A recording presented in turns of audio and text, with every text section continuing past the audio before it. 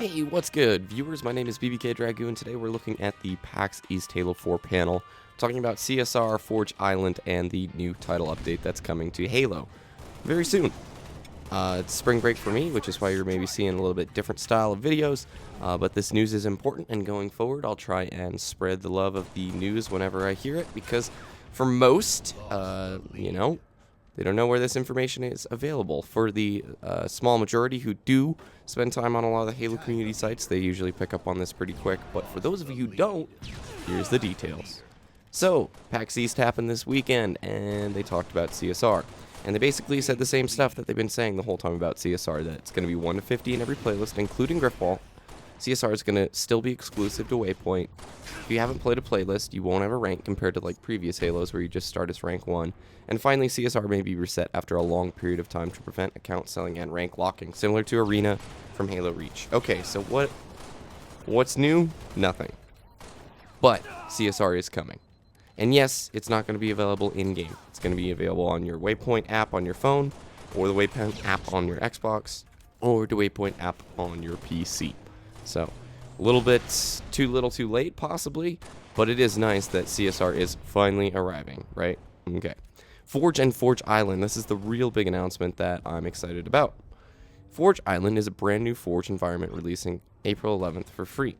It's a huge flatland map. There's 3 areas, basically, a big one, a medium one, and a small one.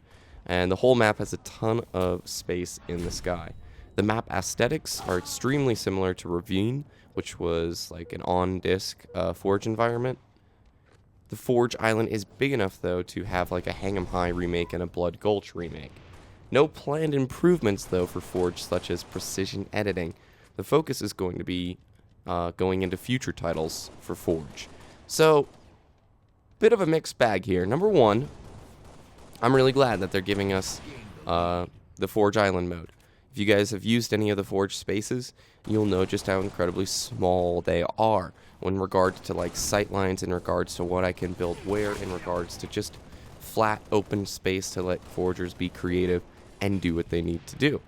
A lot of people have complained that, Reach had a much better Forge system than Halo 4 does. But now they're sort of, addressing this. It's very unexpected to me, to be honest. I feel like they would, I don't know. I feel like they would usually be trying to pimp some other map pack or pimp Halo 5 or something rather than, it's out of left field. Don't get me wrong. I'm appreciative of the Forge map, and I think the Forgers will be, but hopefully, some of this momentum in responding to critique from the community will go towards the actual like matchmaking playlists themselves and start getting us some actual Forge maps in these playlists. That would be really nice. And you've got all these great creative people who have found like the best ways to play your game 343, the best maps, the best settings, etc. Now we need to focus on getting those in the game. One of the things that really shocks me here, you guys, is the no planned improvements for the precision editing.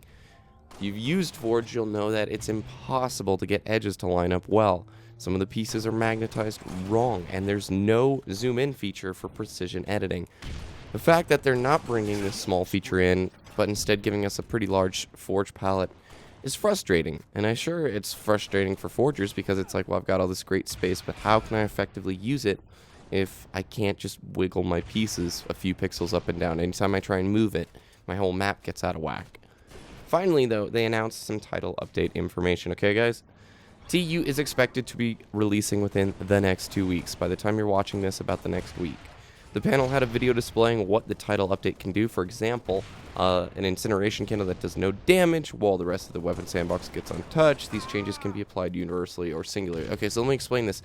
What they're doing in this title update is they're giving themselves the opportunity to make weapon changes on the fly. So they can update their servers and say, I want the DMR to be less, but everything else in the sandbox stays this way, blah, blah, blah.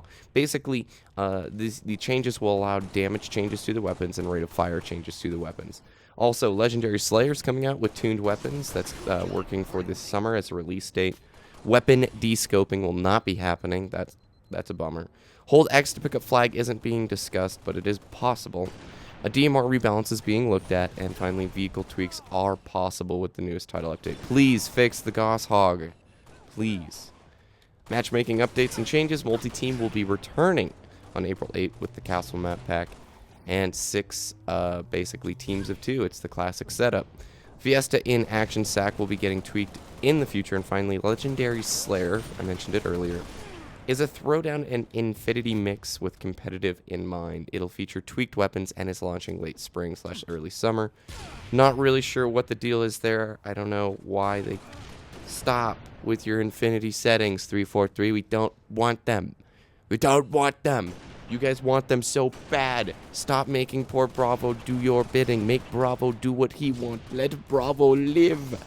Alright, no, but seriously, to recap all these announcements, some certainly good things, some reminders of some frustrating things like no precision mode, no in-game ranks, or at least no visible in-game ranks, and then finally no de-scoping coming on this one. But hey guys, they are finally patching their game to where they can tune it, which is like a step in the right direction. So hopefully we'll get some sort of weapon tuning soon. I strongly feel like the BR is overpowered and breaks a lot of the sight lines and the movement.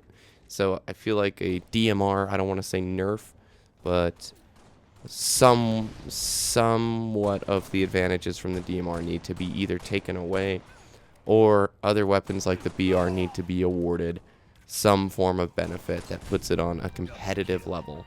So with that, you guys, hope spring break's going well. 25 kills, that's the title update. If you have questions, let me know. Talk to y'all later. Peace.